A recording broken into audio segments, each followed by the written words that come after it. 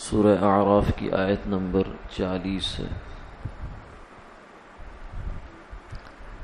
اعوذ باللہ من الشیطان الرجیم،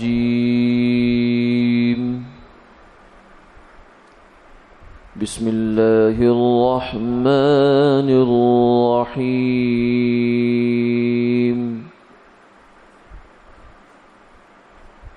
ان الذین كذبوا بآياتنا واستكبروا عنها لا تفتح لهم أبواب السماء ولا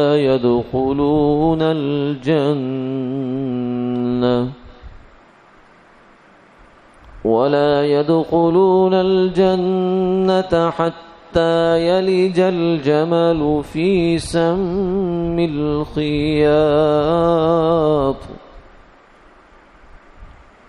وكذلك نجزي المجرمين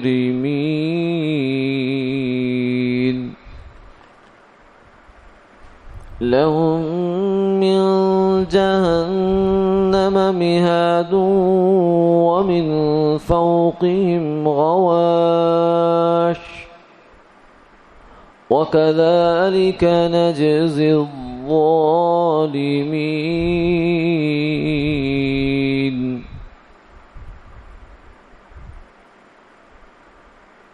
صدق اللہ العظیم۔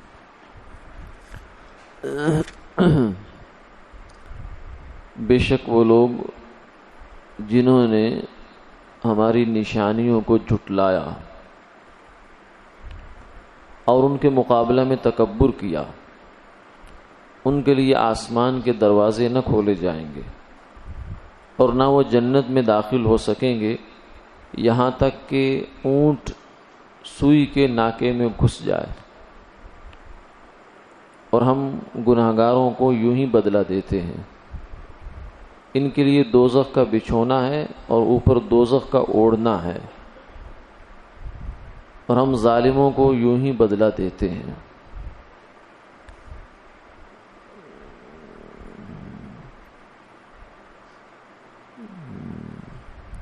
پہلی آیت مبارکہ میں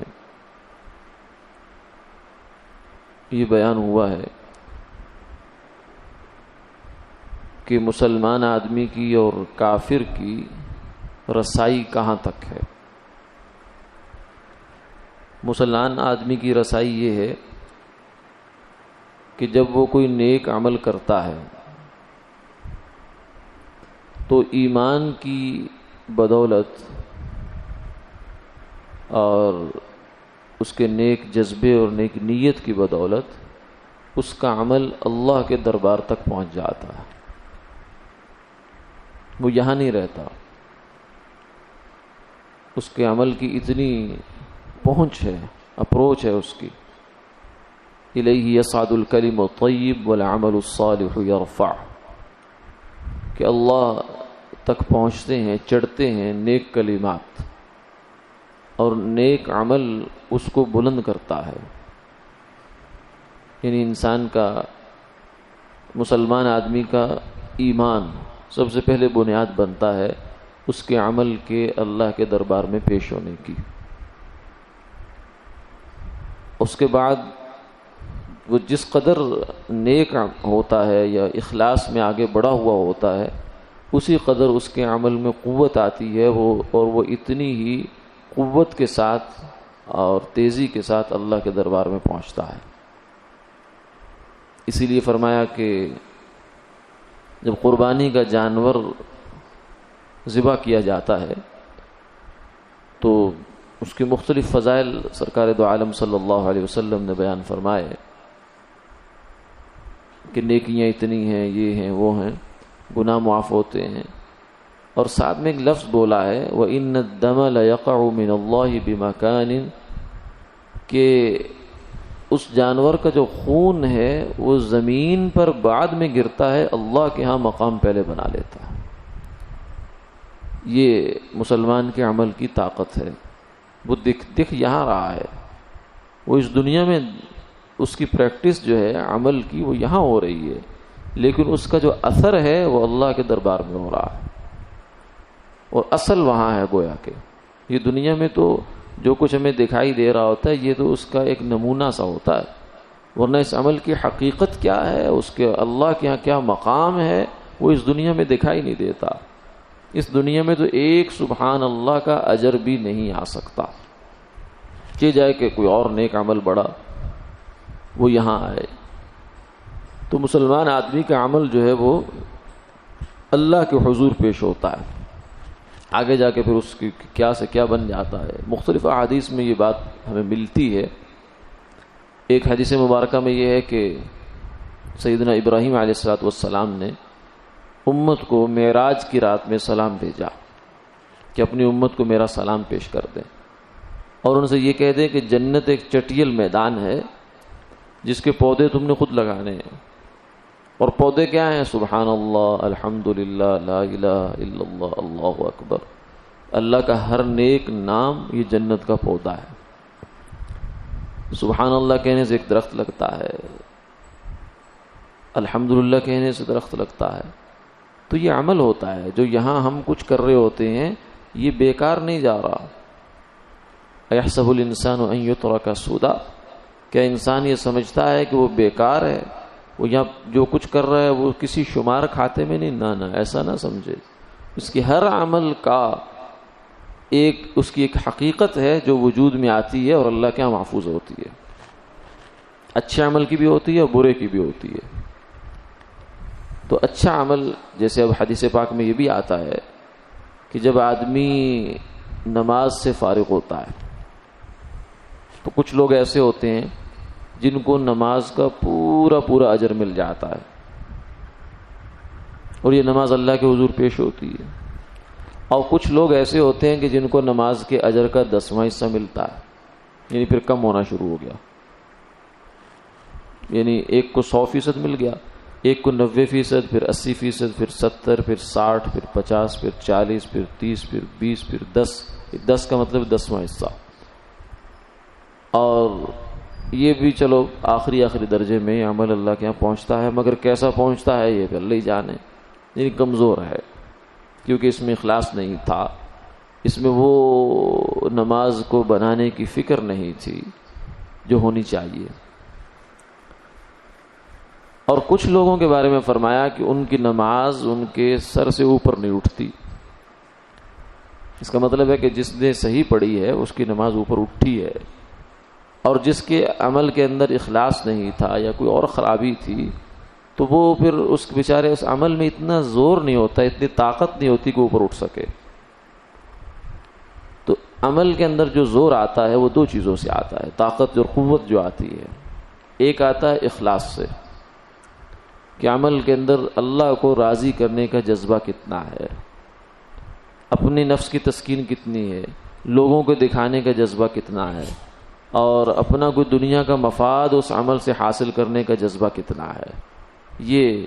جس قدر زیادہ اخلاص ہوتا چلا جاتا ہے اسی سے اس عمل میں قوت آتی چلی جاتی ہے۔ اور دوسری چیز جو ہے وہ ہے اتباع سنت، کہ حضور صلی اللہ علیہ وسلم کے طریقے پر جو عمل ہوتا ہے اس عمل کی شان ہی کچھ اور ہے، چاہے وہ تھوڑا سا ہوتا ہے لیکن اس کے اندر جو طاقت اور قوت ہے وہ بہت زیادہ ہے، اس لیے کہ وہ عمل اللہ کا محبوب بن جاتا ہے۔ اسی لیے ہمارے بزرگ ہیں حضرت مجدد الفسانی رحمۃ اللہ علیہ، وہ فرماتے ہیں کہ اتباع سنت کی نیت سے، یعنی سنت کی پیروی کرنا ہے کہ حضور نے یہ کام کیا میں بھی کرتا ہوں، اس نیت سے اگر ایک آدمی قیلولہ کر لیتا ہے، دوپہر کا سونا اسے قیلولہ کہتے ہیں، یہ اگرچہ ایک طبیعی چیز ہے، ہماری جسمانی ضرورت پوری ہوتی ہے اس سے، جہاں تک ممکن ہو اس کو کر لینا چاہیے، اس سے بہت فائدہ ہوتا ہے جسمانی لحاظ سے بھی، صحت کے لحاظ سے بھی۔ بہرحال تو فرمایا کہ اگر ایک آدمی اتباع سنت کی نیت سے قیلولہ کرتا ہے تو وہ ان لاکھوں شب بیداریوں سے بہتر ہے جس میں اتباع سنت کی نیت نہیں ہے۔ ساری رات جاگا ایک انسان، ایک رات نہیں، 200 ہزار لاکھ اور کئی لاکھ راتیں تو انسان کو زندگی میں ملتی بھی مشکل سے ہیں، تو کئی لاکھ راتیں جاگنے کے باوجود بھی اس شخص کو وہ مقام حاصل نہیں ہو سکتا جو اس شخص کو حاصل ہے جو ایک قیلولہ 5-10 منٹ کا اتباع سنت کی نیت سے کرتا ہے۔ تو اس لیے عمل کے کو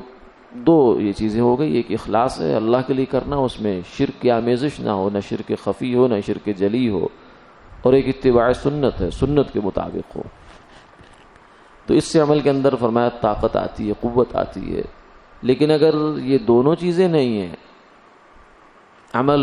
خالی ہے، تو پھر وہ ایک ڈبہ ہے، بس ایک ظاہر کی صورت ہے، ایک اس کے اندر حقیقت کوئی نہیں بیچارے۔ جیسے کاغذ کا پھول دکھنے میں بہت خوبصورت بھی ہوگا، لیکن جب آپ قریب اس کے منہ کے لے جائیں گے تو آپ کو سمجھ آ جائے گی، ناک کے قریب جائے گا کہ یہ پھول تو ہے نہیں، اس کے اندر خوشبو نہیں ہے۔ ہاں گلاب کا پھول ہے، اس کے جو ریشہ ہے، ہر رگ و ریشے کے اندر اس کے خوشبو ہے، وہ اندر سے پھوٹتی ہے۔ تو جو عمل اخلاص اور اتباع سنت کے ساتھ ہوتا ہے اس کے اندر سے خوشبو نکلتی ہے، اور جو عمل اخلاص کے ساتھ نہیں ہوتا وہ اوپر سے تو بس اوقات بڑا اچھا لگتا ہے انسان کو، لیکن جب آدمی قریب ہو کے اس کو دیکھتا ہے تو اس کے اندر سے بیزاری ہوتی ہے، قناعت نہیں ہوتی۔ تو یہاں یہ فرمایا کہ جو لوگ کافر ہو گئے، ایمان ہی نہیں ان کے پاس، تو ان کے لیے کیا ہوگا؟ وَاسْتَكْبَرُوا عَنْهَا كَذَّبُوا بِآيَاتِنَا، اللہ کی نشانیوں کو جھٹلا دیا، یعنی کائنات کے اندر جو اللہ کی نشانی ہے وہ، یا یہ کہ جو اللہ تعالیٰ نے اپنے پیغمبروں پر اپنے کلام کی صورت میں آیات نازل فرمائی۔ آیت کا لفظ جو ہے بہت وسیع معنی رکھتا ہے، اس کے اندر قرآن پاک کی آیت بھی شامل ہو جاتی ہے، اور اسی طریقے سے اس کا مطلب نشانی بھی بن جاتا ہے، یعنی اللہ کی قدرت، اللہ کی ربوبیت، اللہ کی وجود، اللہ کی وحدانیت، اس کے جو دلائل ہیں مختلف، یہ پوری کائنات دلائل سے بھری پڑی، ذرہ ذرہ اگر انسان غور کرے اور انصاف پرستی کے ساتھ، سلیم الفطرت آدمی، فہم سلیم، قلب سلیم کے ساتھ اگر غور کرے تو البعرۃ تدل علی البعیر۔ کسی نے ایک بدو سے پوچھا، بدو عرب کے وہ لوگ ہوتے تھے جو اونٹ وغیرہ چراتے تھے، یعنی ان پڑھ، بہت بالکل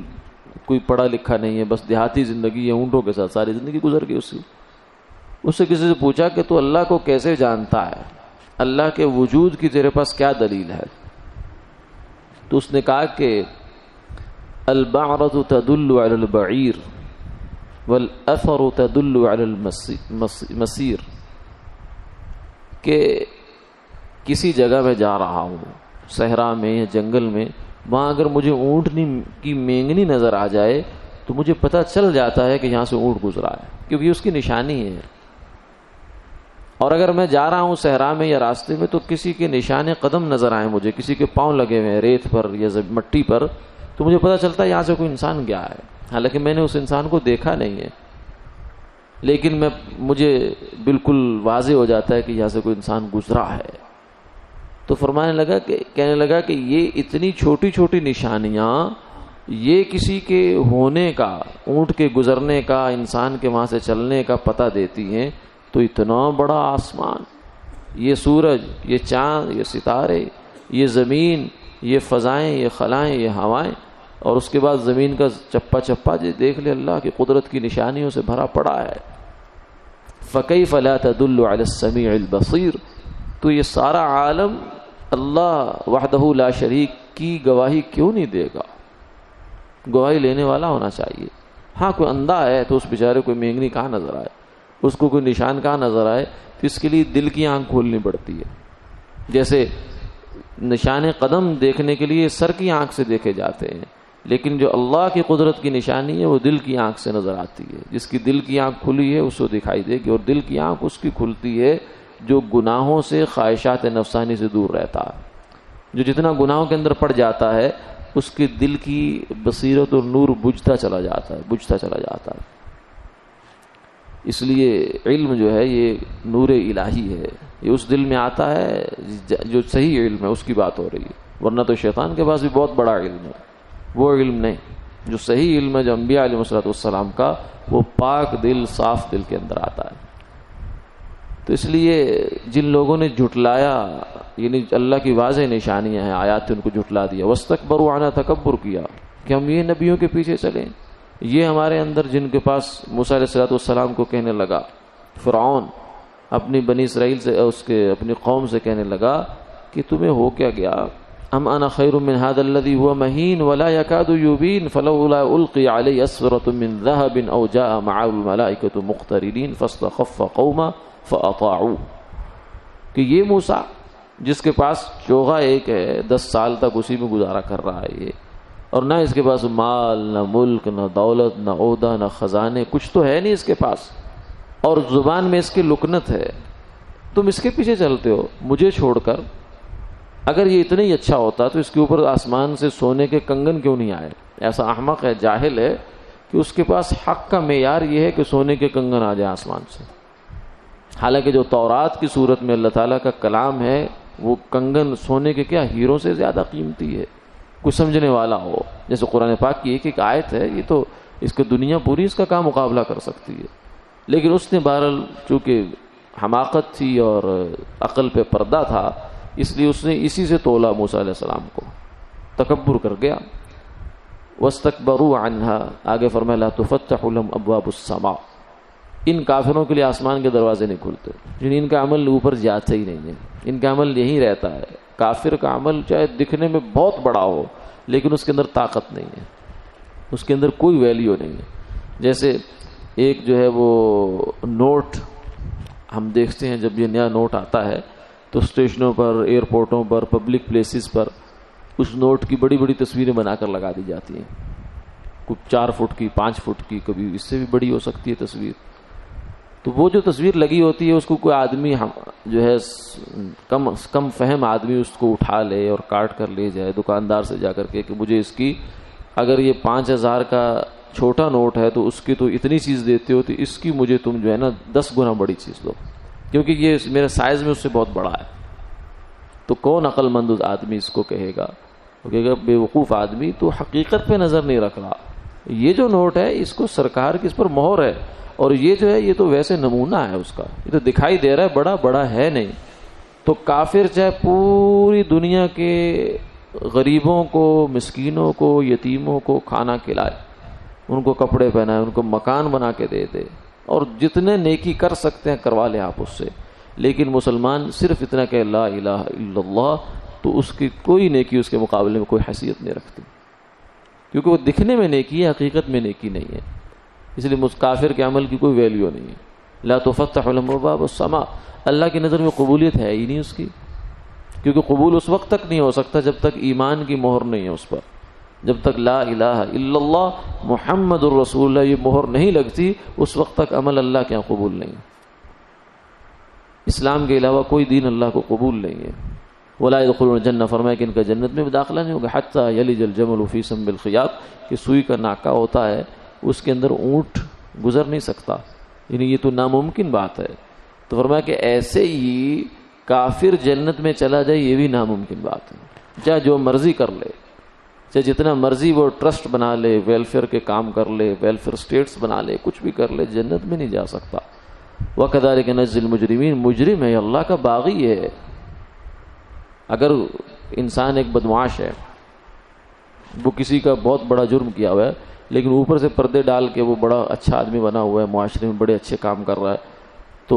کوئی کہتا ہے یہ فلاں آدمی بڑا اچھا، کہتا ہے تو اس کو جانتا نہیں ہے، یہ اوپر سے اچھا ہے، یتیم بچیوں کی شادیاں بھی کروا رہا ہے، لیکن اس علاقے میں جتنے لوگ چرس پہ لگے سب اس نے لگائے، یہ اندر سے بدمعاش ہے، اوپر سے چاہے جو مرضی کر رہا ہے، یہ اندر سے بدمعاش ہے، یہ تو